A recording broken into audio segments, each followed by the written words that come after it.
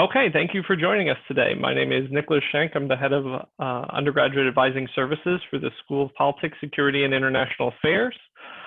Today, we're going to have our first of many SPSIA Success Series workshops. This one in particular is dealing with how to succeed in a remote learning environment. I'm joined by Dr. Nathan Ilderton, who is the undergraduate coordinator and a lecturer in the school, as well as a panel of faculty who have taken some time to speak to you all about the importance and give you some information about succeeding in this new, for some of you, new environment. Zoom, obviously, for the remote lecture is a new environment for a lot of us, this past spring being the first time. So we'll talk about some tips and tricks and their experience in online education. Many of them have taught for many years. First, I'm going to discuss briefly some information that I want you all to be aware of, some academic resources, and then some information about our advising office. And then I'm going to hand it off to Dr. Ilderton, who's going to lead our faculty panel. So I'm going to share screen. Beautiful, you all can see my PowerPoint. Perfect, I see some nodding heads. So can I move forward? There we go. Okay, a couple items I want to touch on. SARC, which is the Student Academic Resource Center at UCF, is going to be available. We are looking at that screen, correct? Okay, great, just checking. They are open Monday through Friday, 9 to 5. They do have a virtual desk, so that you're not going to be able to access them by walking in. There's information on their website. Basically, they're hosting an open Zoom meeting that allow you to connect with them if you need to make an appointment, or if you have questions about what kind of services they provide.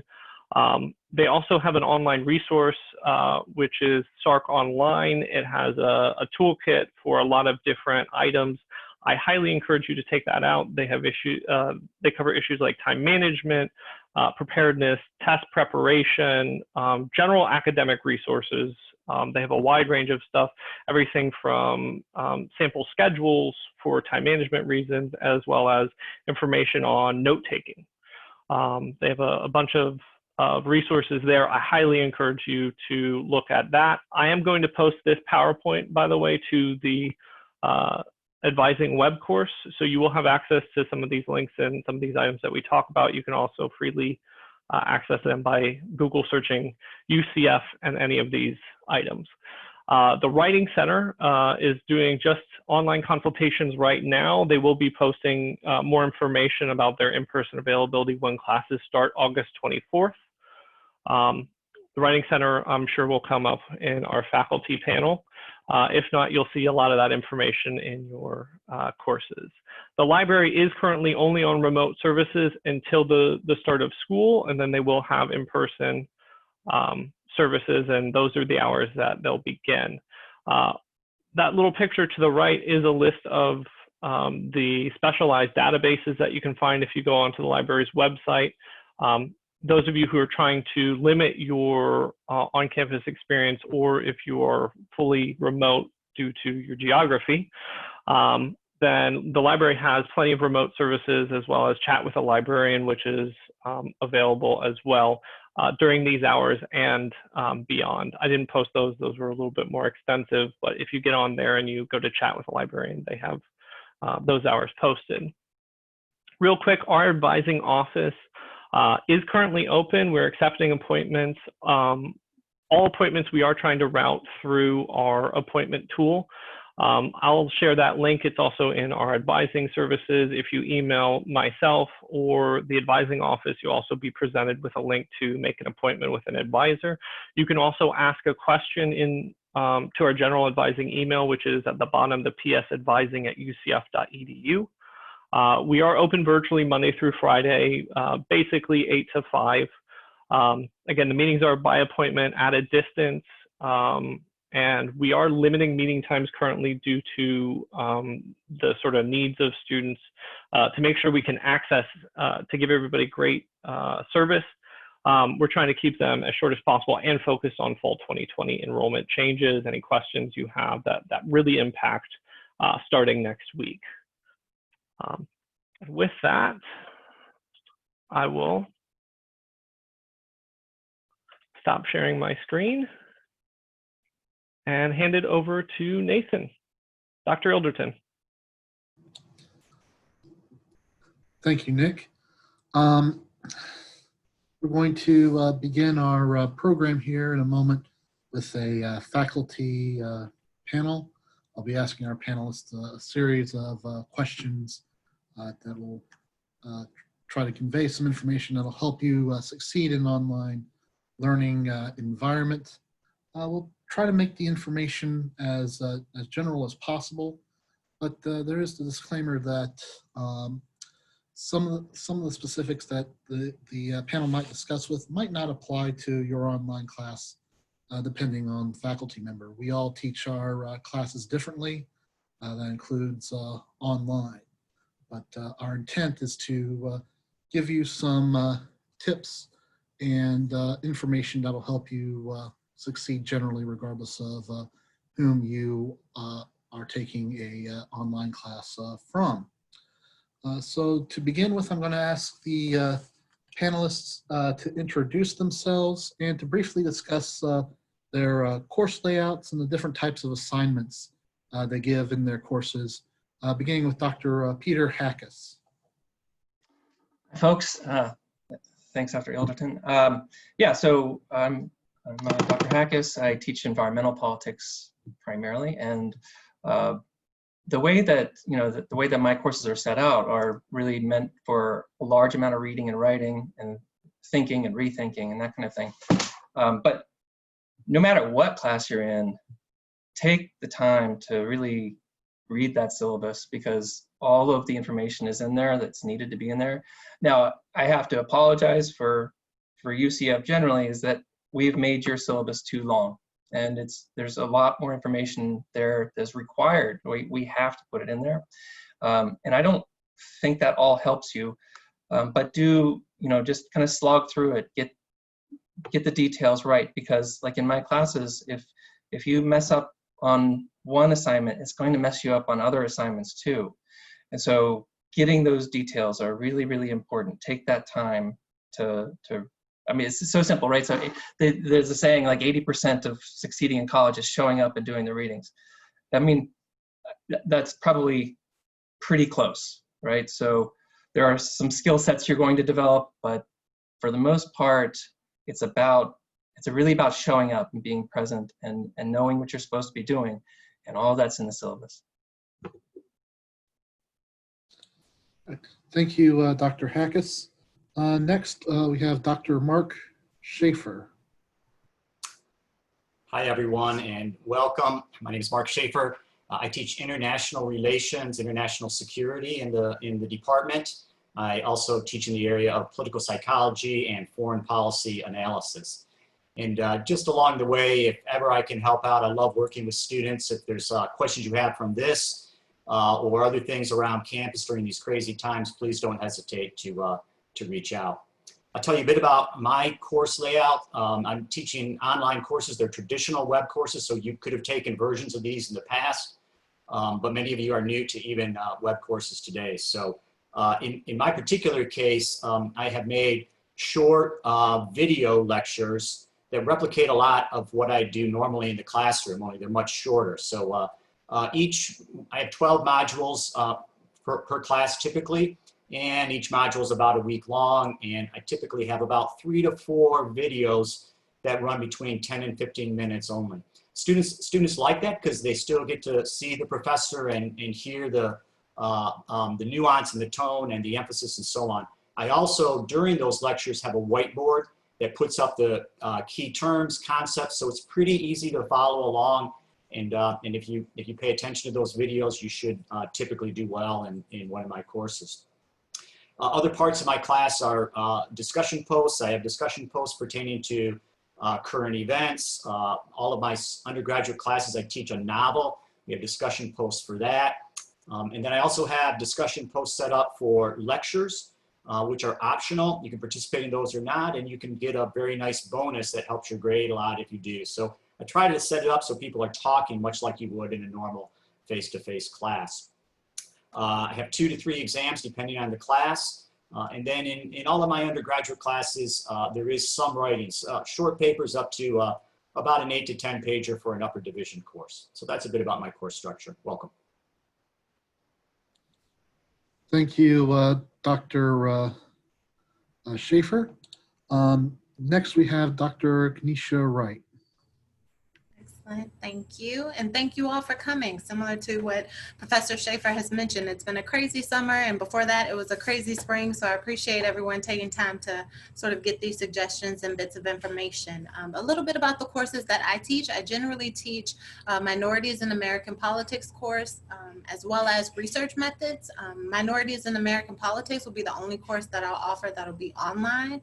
A bit of an overview of the common assignments that I have. Discussion board posts, similar to Professor Shafer. I think there's benefits in having you all interact with one another, discussing sort of timely topics related to the readings, as well as the main points in the readings. So I have discussion posts that generally sort of require you all to make a post and then respond to a post from another classmate to sort of mimic that in-class interaction that you would have if we were able to meet face-to-face.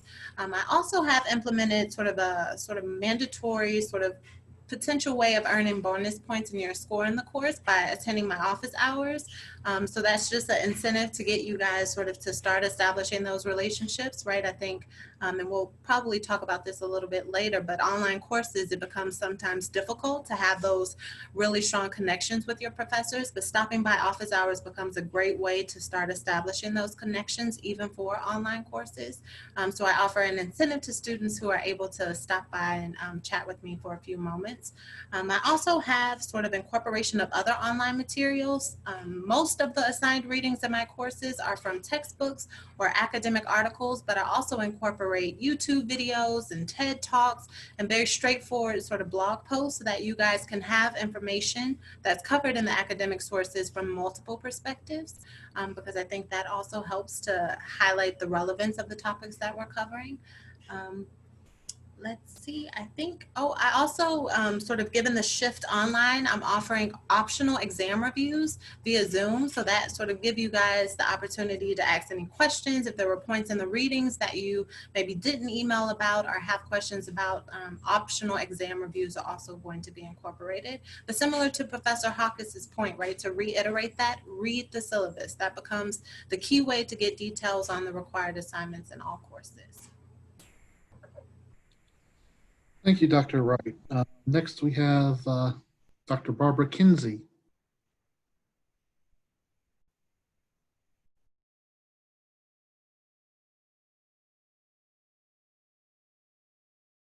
Barbara, you are still muted. Sorry to hear that. So I guess I have to start from the beginning.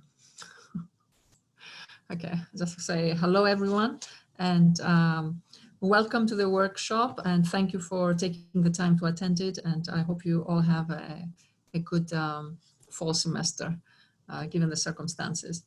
So I have been teaching online for some years now. I'm teaching methods. I'm also teaching theory classes and comparative classes online. So my classes are organized in weekly modules and class assessments. So for each week, there is a module that contains all the materials that are relevant for that week's class, including class outlines and notes and description of assignments and any other additional materials that are relevant to the writing and reading assignments, whether it is videos or it is additional readings. Writing assignments are mainly discussions and essays, or there may be a research paper as a final assignment, depending on the kind of class. Now, discussions and essays are intended to help the students reflect on the material and then show their comprehension by applying the material in a different context. We always provide students with comments on every assignment to help them do better in subsequent assignments. There are weekly class announcements, an announcement introducing the week's class, and also an announcement when grades are being submitted with general comments that are relevant to the particular assignment. Thank you, Dr. Kinsey. Finally, last but not least, we have Dr. Paul Vasquez. Hi, so a lot of my approach is very similar to what my colleagues have mentioned in various regards. So, and I'll just mention, the kind of classes I typically teach are classes on international relations or international conflict, causes of war I'm teaching this semester, just for example. But I'm also, for anybody who's an international global studies major, I'm the advisor for that. So if you haven't ever seen me before, I wear that hat. So my classes basically are divided up into different modules. Sometimes the modules may be weekly, depending on the class. Sometimes they might span 2 weeks. My class expectations are that whether you're doing a Zoom class from me or a fully online class that's not Zoom driven, there's a lecture, a recorded lectures, kind of like what Dr. Shafer and some others have mentioned. There are reading expectations, reading assignments that come either from articles or textbooks. And then sometimes some additional videos, depending on the class. And then as far as evaluation, for my classes that I'm doing via Zoom this semester, I count some class participation and have basically a long-term paper coupled with midterm final exam and quizzes that are done, per module as we go along. And then for my classes that are completely online, it's very similar, except instead of having a long paper, I have a series of short papers throughout the semester to try to keep people engaged along the way. So there's no class participation points there, but there are the short papers coupled with the quizzes and the exams. So that's just a very quick kind of overview of my approach. Thank you, Dr. Vasquez. I have some prepared questions here for our panelists. Dr. Shafer, can you start by telling us if you can discuss the importance of communication and your availability to students for your online classes? Sure. Thank you, Nathan. First of all, my availability this semester, I've set up normal office hours, 2 hours in the afternoon on Tuesdays, 2 hours in the morning on Fridays. I will be holding all of those office hours virtually, so either by Zoom or by telephone call. But these days, separate from the official office hours, it's so easy to meet with students outside of normal office hours, and I'm happy to do so.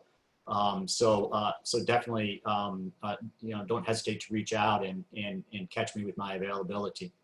I'm also available by email and respond, since I'm teaching 2 web courses. I get a lot of emails, but here's kind of a piece of advice or something I've learned over the years, especially with online courses, is that it's almost too easy for students to send these quick emails, just rattle something off real quick and send it off, without a lot of thought, without a lot of care.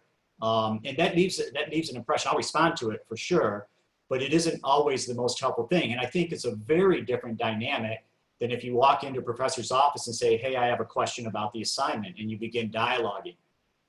Sometimes I get these short emails that I've given a full 1-page assignment sheet for the paper, and a student will just rattle something off that says, hey, I don't know what to do with the assignment.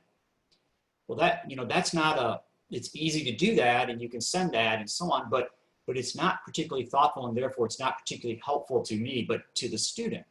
So that's something to keep in mind. Just because you can rattle off quick emails for a web course where you don't see the professor regularly, doesn't mean it's always the best thing to do. Thoughtful emails are much better, more careful ones, but even better, and send an email that says, I'd like to meet with you. Let's set up a Zoom session.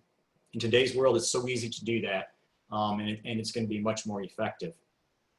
And that's then I'll turn to this, the idea of meeting with and communicating with your professors. And this is very true in today's environment, but it's true in my entire time at UCF and before that.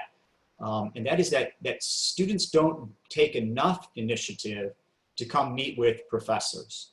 And I love hearing from some of my fellow panelists that they encourage that. And I very, very much encourage that. But it's even, so that's always been the case. You know, we have 60,000 students, 70,000 students on campus, but you know, sometimes I'll go 2-3 weeks without anybody stopping by at all. And that's a missed opportunity for you as students. So I want to highly encourage you to knock on your professors' doors virtually these days, but get to know them. And there's an awful lot of advantages to that. In today's world, Zoom makes it so very easy. So shoot an email, let's get together. As it turns out, from March on and then through the summer, I had more meetings with students sitting right where I am right now than I did the rest of the year. Because it's pretty easy, and yet the connection is still there, and it's quite good. And so I strongly encourage you to do that. Why get to know your professors? Lots of really important reasons. It helps us to put a name with a face.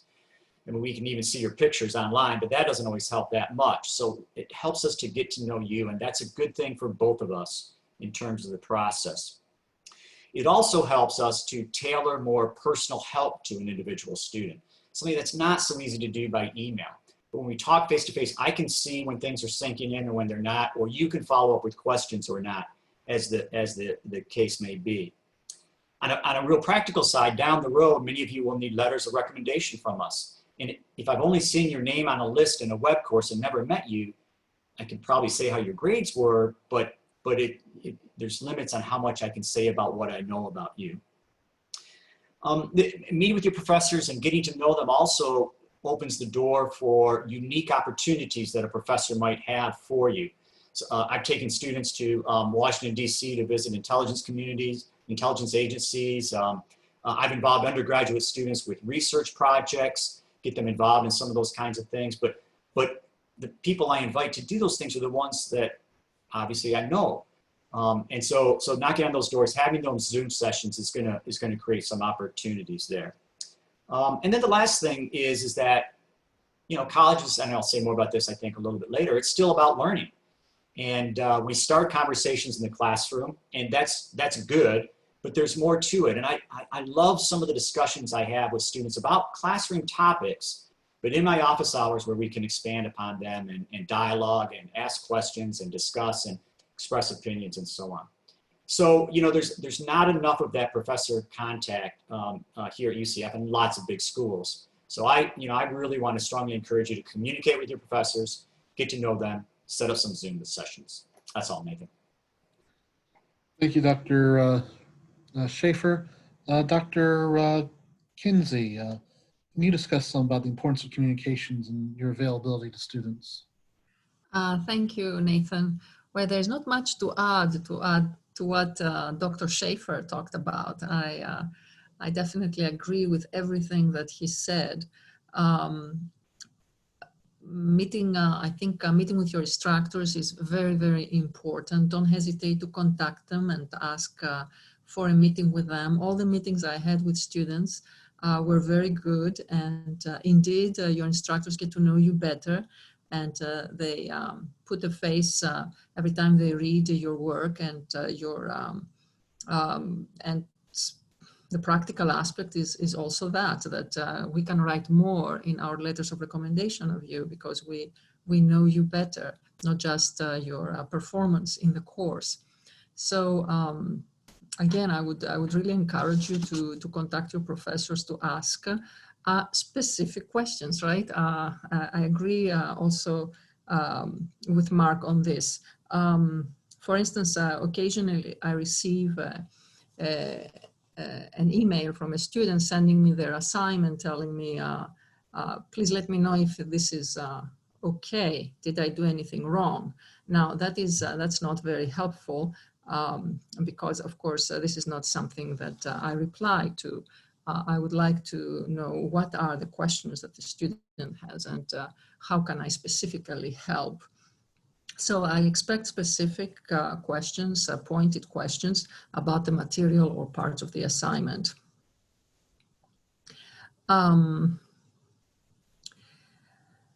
The other thing is that it's important to read the communications with your instructors carefully. Sometimes I receive messages, follow-up messages that they ask a question that's already answered in a prior communication or immediately prior or in a class announcement. So it is important to read the class announcements and the messages you receive from the instructors. And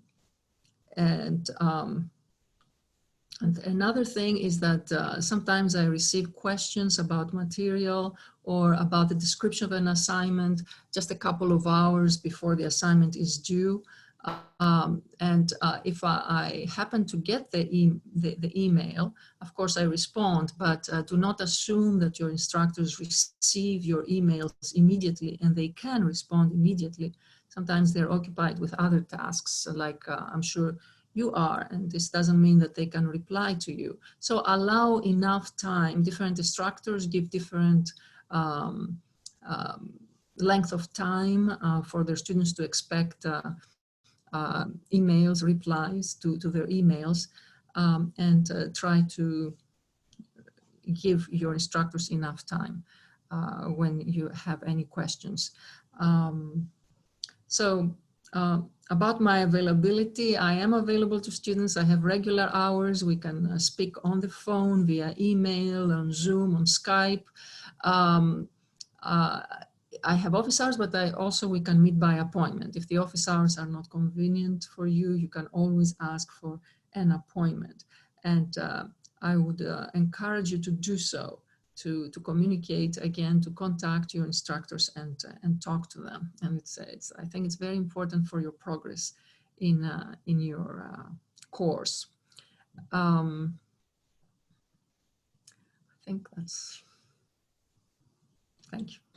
All right, thank you, Dr. Kinsey. Dr. Vasquez, can you discuss the importance of communication and availability to your students?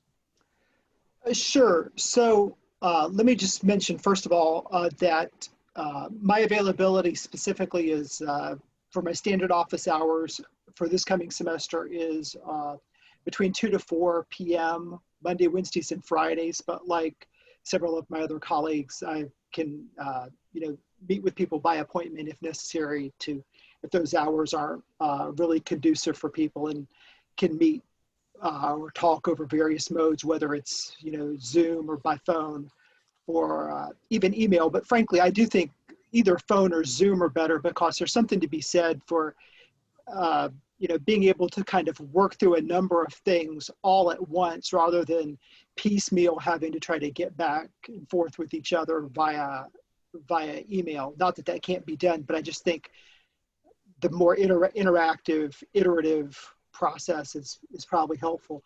One thing I think I would say that I'm not sure I've heard other people mention, but I think this is maybe not, because the fact that it might not be stated doesn't mean it's not supported by others, is I would suggest people, reaching out to their faculty sooner rather than later, because my guess would be that I could certainly say that in my experience, I get much more interaction from students generally towards the end of the semester.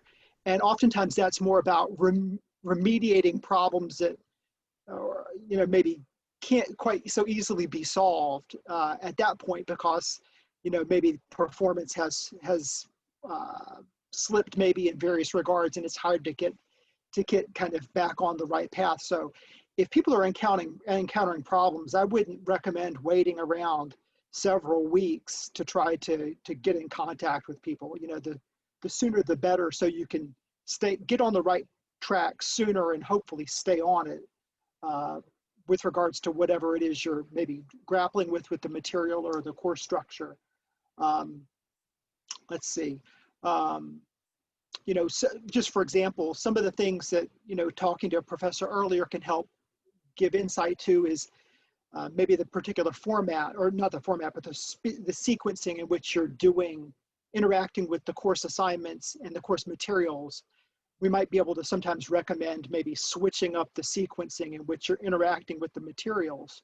Or in a number of occasions, I found students, you know, once you really talk to people, you find out that people are sitting down to do assignments at 11 o'clock at night after they've been working quite a number of hours during the day. And I don't know if I'm the only one here, but I remember times in graduate school, and more in undergrad than in graduate school, but times where, you know, I would wake up from napping because I'd fallen asleep reading my notes or reading a book, you know, and the highlighter's over here and whatnot. And, you know, sometimes just recommending better times of the day to do your work, to do the readings, or to, you know, rather than waiting till the time before your body's shutting down to get rest, you know, that's not a good time to do it. And so sometimes, you know, even things like that aren't specifically about the material can be helpful. So definitely reach out sooner rather than later.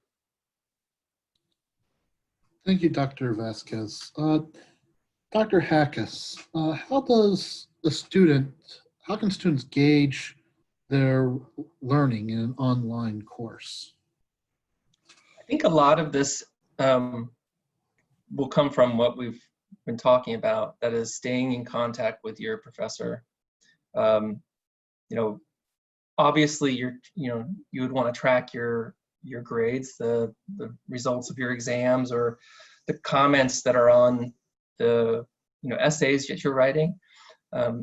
There is a little bit of a hitch on, and I've noticed it's just a technicality, that is that when I write comments on papers and web courses, when students get the notice for the grade, they don't actually see the document itself with the comments on it right away. And so you got to go through the assignment portal to get to that original document where you'll see the comments. Those are really important, right? The comments that we make on your essays are some of the most important feedback that you're going to get.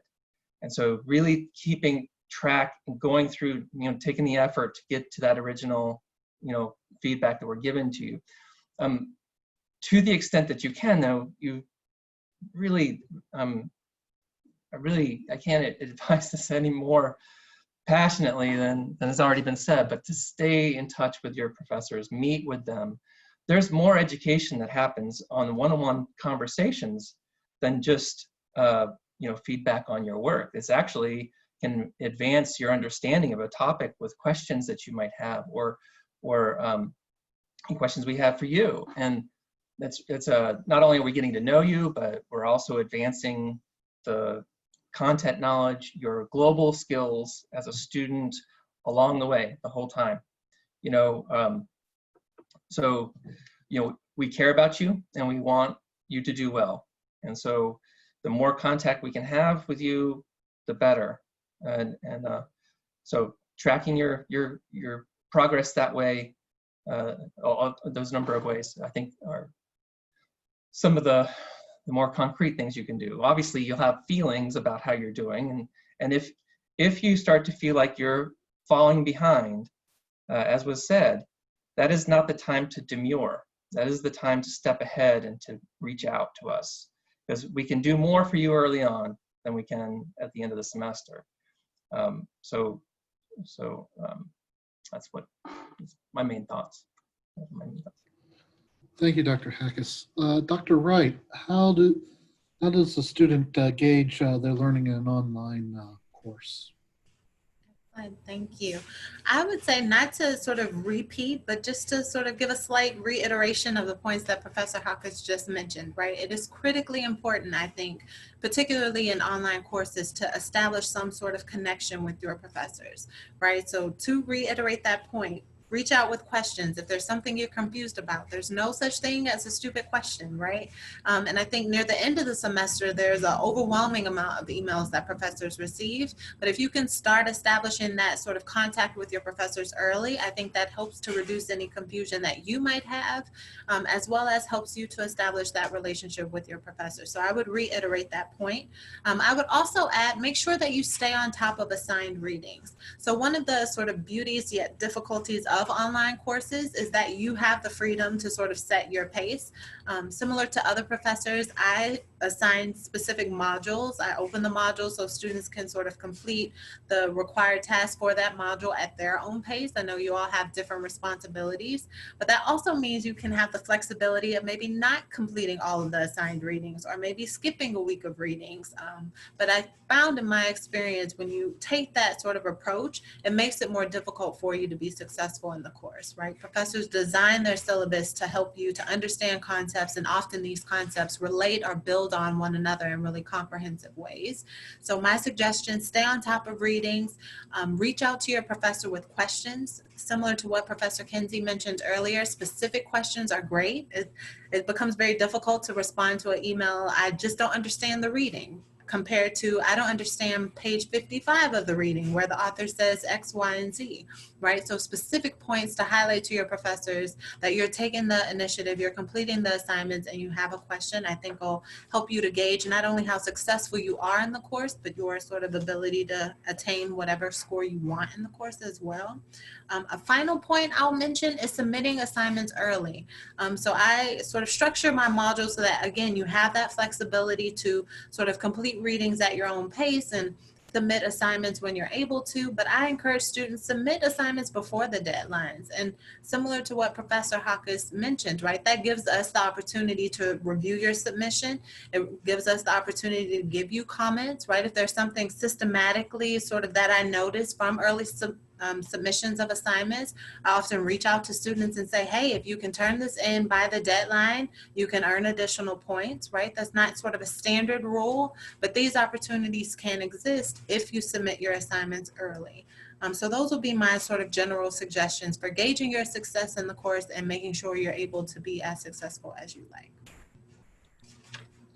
Thank you, Dr. Wright. Dr. Vasquez, what are some of the advantages of online learning? Well, so one of these is one of the ones that Dr. Wright just mentioned a minute ago, which was the flexibility, right? So the ability to not have to be on campus in a particular building at a particular point in time is obviously one of the big strengths. But I would echo what she said about, you know, it's like the quote from Spider-Man, you know, about with great power comes great responsibility. So it's a big advantage, but it can also be, there can also be some pitfalls there that people should be mindful of about staying on track. You know, one thing in the context of the pandemic that is most prominent as far as advantages is the social distancing aspect, you know, for people who are concerned about that, which you know, those are legitimate concerns. The fact that we don't all have to be on campus right now, the fact that, you know, those of us who are taking, or those of you who are taking classes online, that's fewer people in the classrooms, fewer people in the buildings, fewer people in the restrooms, fewer people touching door handles, so all those kinds of things. So there are advantages that way. Another thing that I think is not inconsiderable, so I've taught here since like 2011, and during that time period I've had students from places like Daytona, Titusville, Melbourne, Auburndale, Groveland. You know, we have so much of our student body that's not from here specifically, right? And, you know, driving from some of those places can be kind of considerable, especially if we're talking about an early morning class. So the idea of being able to take a class that starts at 9:30 if you live in one of these more remote areas is a big advantage, right? And so, you know, that's less time in the car. That's gasoline that doesn't need to be paid. That may be tolls that don't need to be paid. You know, wear and tear on your car, your carbon footprint, right? If you want to talk about environmental sustainability. So there are a number of advantages there. So yeah, I think they're not inconsiderable. Thank you. Dr. Kinsey, can you give us some advantages to online learning?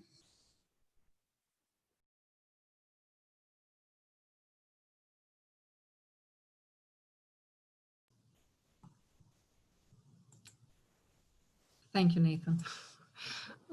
Yes, and here I would like to add to Dr. Vasquez comments,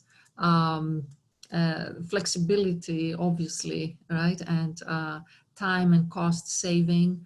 You can work around your work schedule, your family responsibilities, all these aspects that are positive. Now, on online classes also there is a strong writing component because that's the main means of assessing your learning. So you write more and you learn how to write better, especially if you take into account your instructor's comments and the feedback. You, in that sense, you increase your writing communication skills. Which is definitely a positive aspect. Also, it takes a lot of discipline to achieve consistent progress in the course. So you practice discipline and you learn better how to keep up with the class schedule, budget your time, schedule what to do when. So you also sharpen your organizational skills. And you also learn how to rely more on yourself for learning. Now that's relatively speaking, of course. So you rely more on yourself to structure the material, identify gaps in your knowledge, and then figure out how to close these gaps. It takes also initiative and creative thinking, again, relatively speaking, perhaps to a greater degree in an online class than in a face-to-face class. So there are a number of positive aspects in online learning. Thank you, Dr. Kinsey. Dr. Wright, let's take the opposite question. What are some potential disadvantages or pitfalls in an online learning environment? Excellent. So I would say a few sort of common pitfalls that I've seen over the time that I've taught online. Many students, similar to what my colleagues mentioned earlier, don't always read the comments in a thorough way. So sometimes I'll assign short response papers just to get your sort of feelings or sort of response, right, to a particular reading. What did you think was interesting? What were the main points? Sometimes students don't necessarily read those comments in a very thorough or comprehensive way, and then they'll make the same mistakes on the second short response paper and the third short response paper, right? So what could be something that allows you to improve your score or improve or address a potential weakness in how you're approaching an assignment isn't addressed, and it sort of has a negative impact on your grade. So I would say not reading those comments. I would say not regularly checking either sort of web courses or their UCF email becomes a major pitfall as well, right? If it's an online course, and that means our primary way of giving you important course related updates and information is via web courses or your emails. So that means students have to be particularly sort of attentive to those avenues for, again, establishing relationships with their professors. I think another sort of commonality and sort of negative approaches to web courses that I've seen, or sort of online course delivery, is that students don't always see that there's a broader impact beyond just sort of completing the course. So similar to what other professors have already mentioned, right? You're able to develop writing skills, you're able to develop time management skills, you're able to, in courses where you're able to make presentations, develop oral skills. In discussion boards, you are able to engage in respectful dialogue with people who maybe have different perspectives. These are all skills that are going to help you beyond the particular class that you're enrolled in, right? And even beyond your undergraduate education. So I would think sort of a common pitfall is just saying, oh, I have to do whatever it takes to pass this course, without realizing there can be some important broader impacts that are beneficial. Thank you, Dr. Wright. Dr. Shafer, what do you perceive as some potential pitfalls in an online learning course? Great, thanks, Dr. Ilderton. Yeah, some of the same kinds of things. I'll first return to that theme earlier, and I'll probably get to it again, is that there's this sterility between you and the professor if you don't connect with the professor. So missing out on that contact is a potential pitfall. It's something that's there for you and is a part of the college experience. So so make that contact.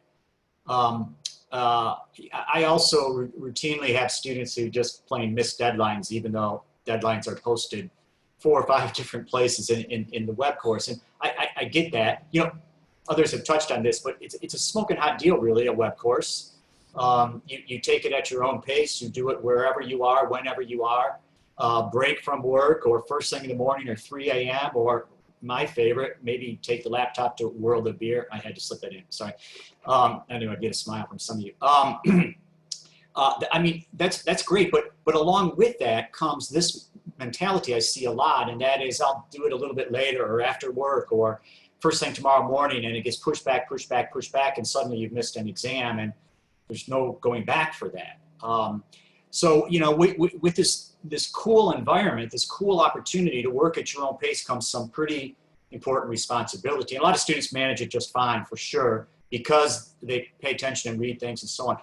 If you're a student who, you know yourself that sometimes you miss some things, get a calendar, write things down. Don't, you know, schedule things in advance and put that schedule someplace where you see it so you don't miss things.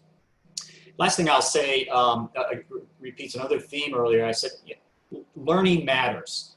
And you know, we're all sort of aware that with web courses, there are certain kind of shortcuts. You can spend less time on it and still do pretty well.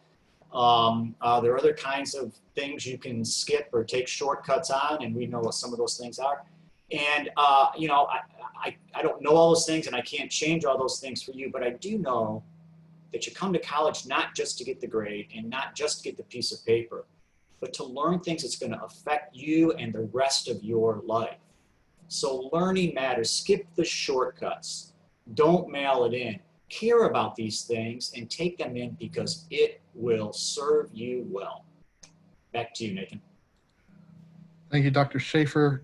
Dr. Hackis, what are some pitfalls that you see that are common in online courses? Well, let's use a political science term of alienation. I think that's one of the biggest problems students face is, and it's already been mentioned, this distance between the instructor and the student and the distance between the student and other students. So there's a initial alienation between that we have in those relationships. That's not something that, you know, we can overcome that, as we've mentioned, right? So it does take a little bit of initiative, though, from the student side. If you take that initiative, then you start to overcome one of the biggest obstacles of online learning. The other thing is that there is less, well, another political science term of dialectic. There's less push back and forth between our discussions, right? So to the extent that I'm in class and I'm talking with people and I say, no, I don't think that's right. I don't think that comment is right. I don't think it's strong, or there's inconsistency or illogical or something like that. And then the student can come back and say, well, you know, how about this? And then we kind of struggle together to get to the end point. You know, online classes, and I've been teaching online since 2004. I don't get substantive questions very often. So that's questions about, tell me more about an iron triangle, or you know, that kind of thing. I get more kind of logistic questions of, you know, where's this reading or something like that, and that's not advancing the learning as much as these really important questions that should be happening in classes. And so, to the extent that you can, you know, that you have these questions, like, you know, for myself, I love to get those questions. I really enjoy seeing the students get engaged, but it's hard when that engagement is thinner. And so those are the things that I think about when I think about the obstacles in online learning. Those are all things you can overcome. All right, thank you, Dr. Hackis. We want to leave some time for questions from our participants. So I'm going to go through the panel one more time and ask everybody for their one single most important tip for success in an online class. So keep it to one, and we'll start with Dr. Kinsey.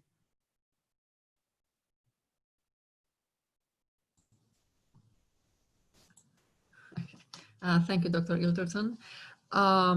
One, okay. I would say read the material very carefully, the material in the course, and be conscious of assessing your learning as you go. That's it. Okay, thank you. Dr. Vasquez, your single most important tip for online success. So I'm actually going to give two. Okay, so you're going to get a little bit extra for the one. Would cheating. Be if you're not cheating, you're not trying. So first thing would be document technological problems with cameras. You know, if your screen is blocked or something, if you're having a technological issue, document it with your phone if possible, and then send screenshots or things like that to your faculty. The second thing I would say is don't bite off more than you can chew. If you're working a 40-hour week and trying to do a full load of courses, that's an awful lot of stuff you've put in your rucksack to carry. So I would encourage you to set your expectations appropriately, because it's really important to do well in the classes you're taking, especially if you're planning to go on and go to law school or graduate school. You need to be thinking not just about the degree, right, which a lot of us first-generation students were told, but how well you do in your classes and the grades you get. So don't bite off more than you can chew. Thank you. Thank you, Dr. Vasquez. Dr. Wright, your tip. Excellent. Well, I feel since Professor Vasquez was able to get two in, then I'll try very quickly to see if anyone notices that I will also try to give two tips.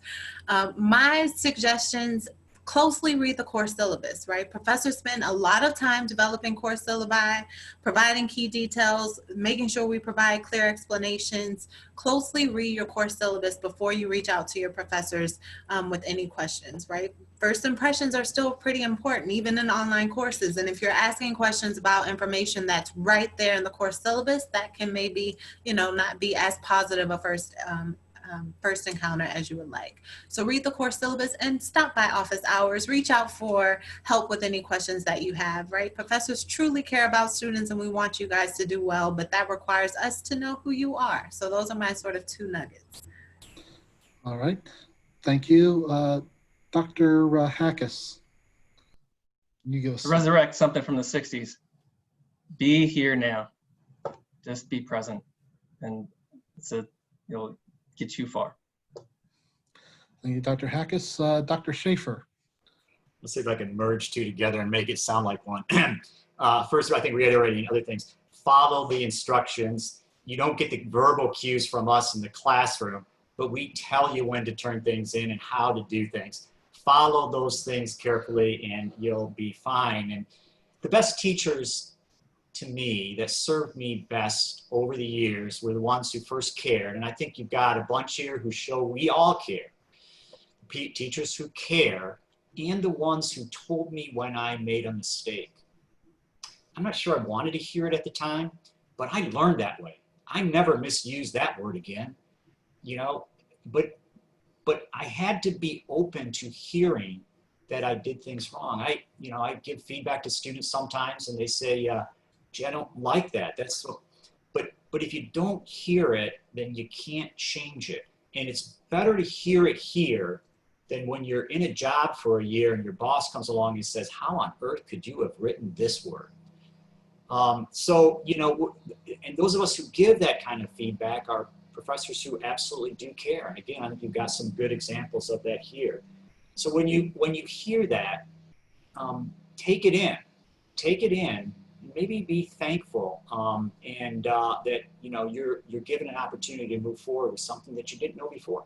I still make mistakes, and people still point them out, and from that I grow. That's all. All right. Thank you, Dr. Shafer. So we're going to open up the floor to questions from those of you in the audience. Nick, do you have any instructions on how we're going to facilitate that? Yeah, if anybody who has a question, go ahead and throw it in the chat. I'm going to add one bit of advice. It was mentioned briefly in the faculty panel. Read your email. Read your night's email. I cannot tell you how many times I've communicated some important things. This is not necessarily just to deal with your courses, but things from my office, things from the school, the director sends out messages. The university obviously communicates you through this as well, but read your night's email. It will probably change your life. Right now, we can go ahead and anybody who has a question, please feel free. It has obviously from everybody who said, all the faculty members, participation is very important. You know, engaging. This is also one of those opportunities where you can engage with faculty members. Even if you don't take a course now, hey, I attended that workshop that you participated in, and you told that joke about going to World of Beer with a laptop. You know, that's going to get a rise. That's going to be important. This is another avenue to engage. So great, we have our first question. I'll let you take that, Dr. Elderton. Okay, do you have any extra recommendations on the best way to time manage your classes, or advice you have on effectively completing online classes? So does anybody have a tip on time management for Kara? I can start us off sort of similar to the discussion that we've had, right? Staying on top of assigned readings, reaching out to your professor if you have questions. The resources that Nick mentioned at the sort of beginning of today's presentation, today's workshop, I think are very important, right? Similar to my experience being a professor, they don't get sort of an overwhelming amount of students until the end of the semester. So if you can start reaching out with questions that you have and making the most of those resources, I think those become incredible ways to make sure you're able to be successful in these courses, Kara. Yeah, I'll jump in also. A good piece of advice is to get a calendar. And not even one that's online where you know, cut and paste things into it, but get a pad or something and literally write it down. There's something that does with the brain when you write things down. But you know, I see this with the very best students. They'll show up early in the semester and they'll put all the exams, all the assignments on their calendar, and then they never miss anything. And it has never failed me over the years. I would say almost 100% of the time, when I am talking with a student one-on-one and they're wanting to check their schedule, they get out their calendar and they look at it, and you see that they've got all that stuff blocked out. Those are always A students. I would say literally. So it's not going to make you an A student, but it's a good piece of advice to keeping track of things when you don't have a professor telling you in class today, get something done. Calendar is probably a really helpful device.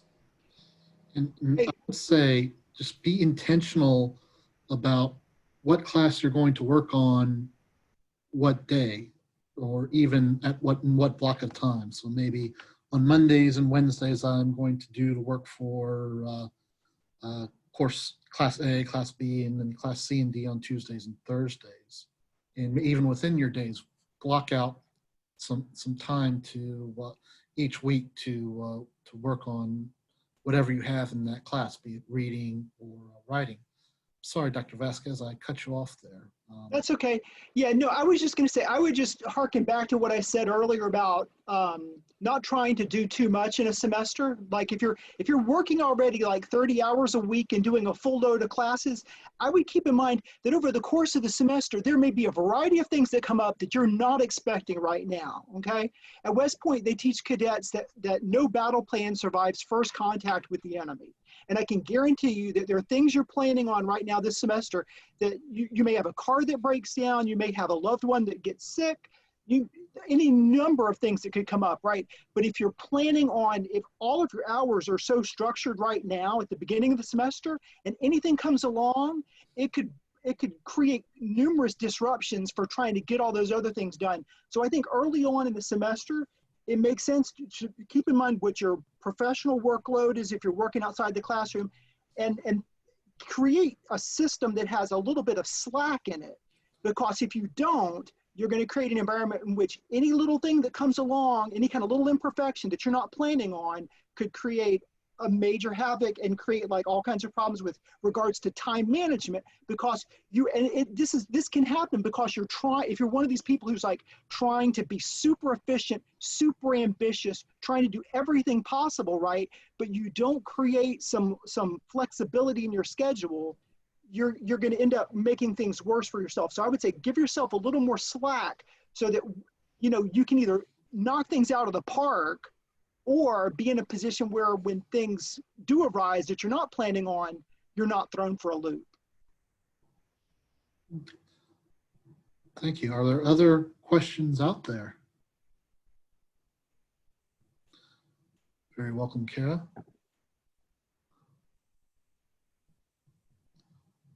Nick, can you post the link, the scheduling link for the advising office in the chat? I think we were planning on doing that at some point in the presentation. There it is. So through this form, you can make an appointment to meet with one of our advisors down in our advising office. You can also, and there's the email address as well, psadvising@ucf.edu. Does anybody else have any other questions? Oh, okay. Diana asks, are there any study tips for how to study effectively when learning remotely? So study tips. I can, oh, you want to speak? Yeah, go ahead. Okay, I'm sorry. So Peter, yes, I would say that studying tips, I think we live in an age where there are a lot of distractions, and so it's important, I think, for students to create their own space and to study where to study, and also concentrate on the material, focus on the material, and try to minimize distractions in order to be conscious of what they're reading and what they're learning.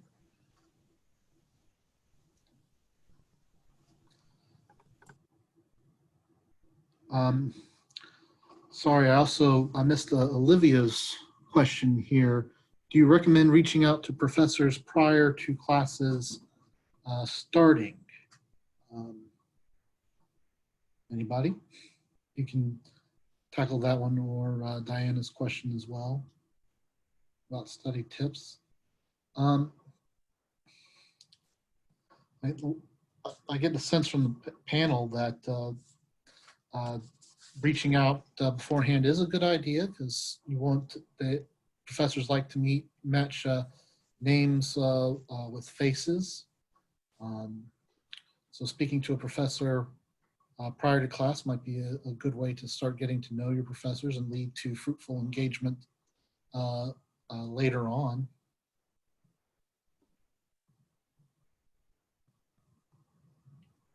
So Pauline's, last semester I struggled with online learning, which affected my grades. What are ways I can improve my grades with remote learning? Last semester was the first semester taking online classes. So how does one improve semester to semester with online learning? Experience is important with it, obviously. Anytime the first time you do something, you might struggle with it. Anybody else? Yeah, Barbara. I think that it's important. Excuse me, what was the name of the student? Pauline was actually a last Pauline. question. Pauline, I think Pauline, it's important for you to think carefully as to what were the difficulties that you faced last semester. What were the challenges? So if you think about this carefully, and you can then focus on how to improve, either by communicating with your professor or by changing the way you were doing things.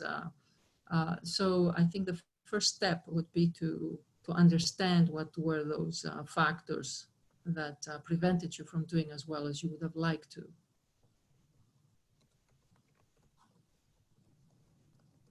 One thing I would just suggest would be that Pauline maybe, contact some of her faculty from last semester, beyond what Dr. Kinsey was saying, and see if they have any insights about, particular assignments that could be improved upon, or particular, skills that could be developed. So that could be very helpful, since they had that experience. They had that track record of a semester's worth of experience that some of us here, unless we had Pauline in class, may not know. And to that, I would like to add that once you encounter a difficulty or a challenge, you can communicate with your professor. For instance, I've received the messages from students saying that I'm not doing as well in the online quizzes, for instance, and I study hard, and then what is it? How can I improve my performance? And then, of course, I look at the quizzes, I look at their work, and I give them some tips of how they can improve their work. So I would say that once you encounter a difficulty, contact your professor and ask questions and ask for advice as to how you can overcome these kinds of impediments you are facing. Also, too, like combining some of these questions, I think it's also important to do note-taking seriously. So just like what Dr. Shafer was saying about your calendar, when you write something separate, it's going to do something different with your brain.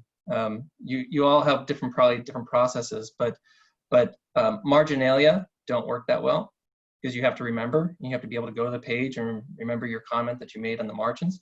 That's really not good enough. So taking independent, separate notes from your reading, I think, is very important, because then you'll have that page of notes you can look at different times. And then if you want to take it to a whole another level, is it when you make notes on your notes. So then you're being reflexive about the concepts, and it's really starting to get into your brain a little bit better. So I think that's really important for students to take note-taking seriously. If I can just add, well, I know there are a number of us who are on this meeting right now who are, at least for the faculty panel, who are sports fans. And the one thing I would say that I always tell my students is, right, professional athletes are people who've oftentimes played sports from the time they were like 5 or 6 years old.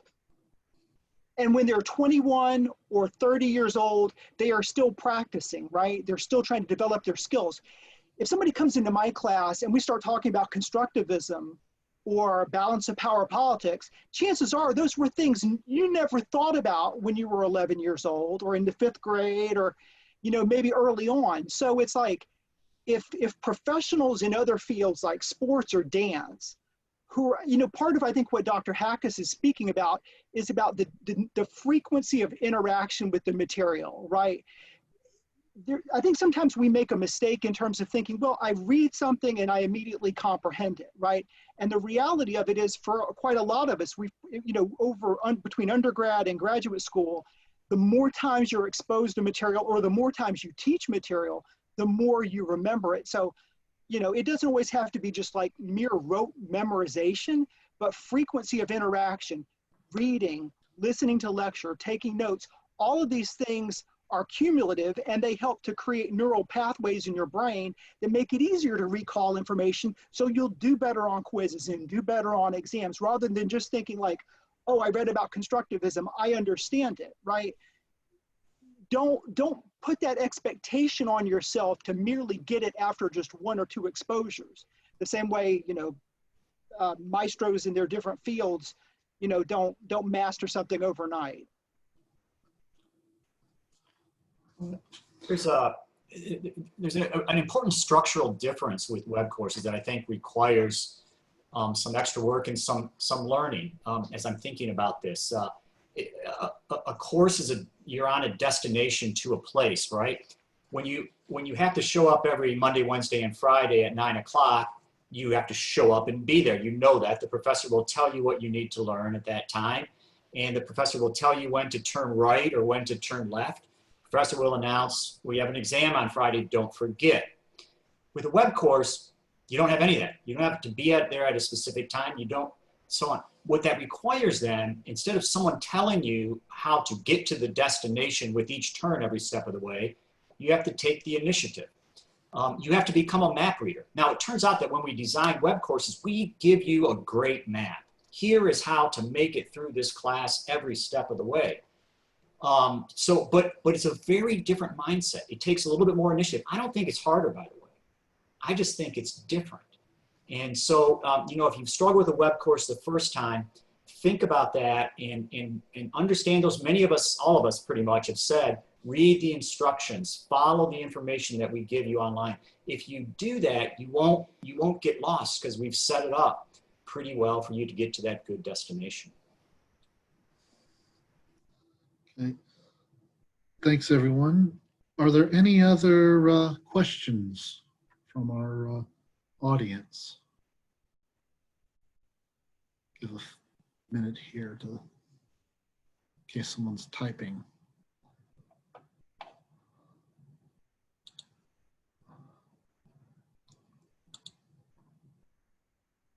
Well, since I don't see any more, I'll wrap this up by thanking our panelists for taking the time to be here and sharing your information and wisdom with our students. To everyone else, and also want to thank Nick Schenk for organizing this and putting this program together.